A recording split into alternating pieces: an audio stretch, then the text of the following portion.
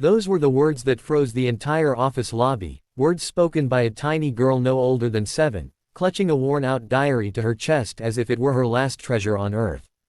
And the man she said it to, the same man feared by investors, admired by entrepreneurs, and spoken about like a legend, was CEO Adrian Malik, the coldest businessman in the city. At least, that's what everyone thought. But no one in that busy lobby could have imagined that this little girl, with her trembling voice and tear-glossed eyes, was about to unravel the strongest man they knew.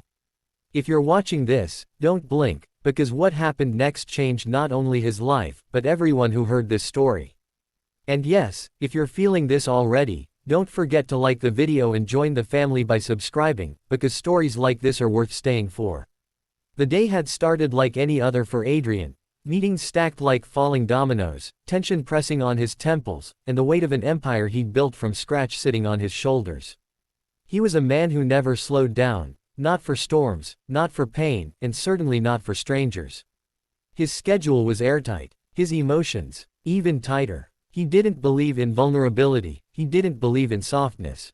He believed in results. Until that morning, when a security guard approached him nervously and said, "Sir, someone is asking for you." When Adrian looked over, he saw the little girl standing alone in the massive lobby that smelled of polished marble and freshly printed contracts. She looked painfully out of place, tiny, fragile, in a faded pink dress that had been washed too many times. Her shoes didn't match. Her hair was brushed but hurriedly. And her eyes, they carried a kind of exhaustion you don't usually see in children. She stepped forward, voice shaking. "Are you Mr. Adrian Malik, CEO of Malik Enterprises?" Adrian frowned. "Yes. Who are you here with?" "No one," she whispered. "I came alone." This sparked whispers around the lobby, employees peeking from behind glass doors, elevator doors opening and closing as people pretended to mind their business but couldn't look away.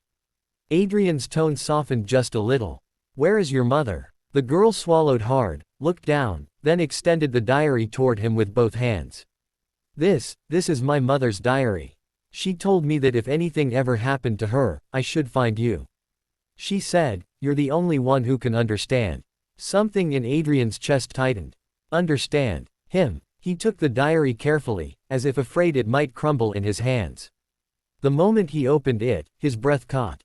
On the very first page was a name he thought he had buried years ago. Layla. A name he once loved so deeply that it nearly destroyed him when she walked away without explanation.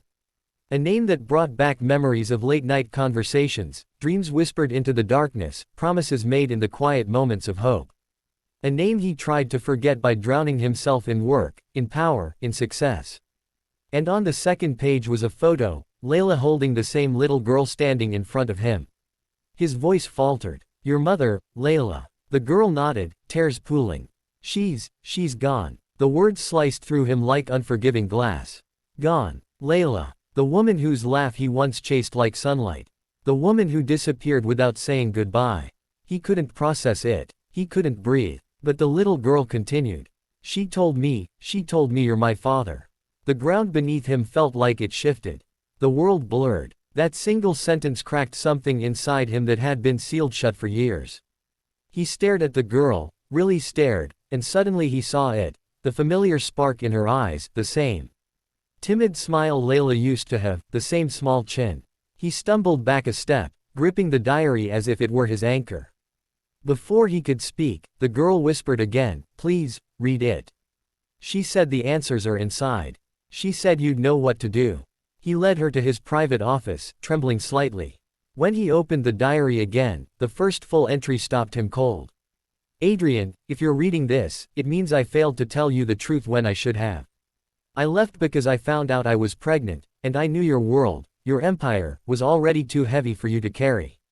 I didn't want to add more weight. I didn't want to become another responsibility.